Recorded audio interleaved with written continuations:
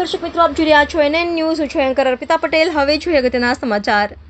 રાજકોટ જિલ્લામાં જેતપુરમાં વાતાવરણમાં પલટો. ભારે પવન ફૂંકાઈ રહ્યો છે. હવામાનમાં જેતપુરના આસપાસના ગામડાઓમાં ભારે પવન ફૂંકાયો છે.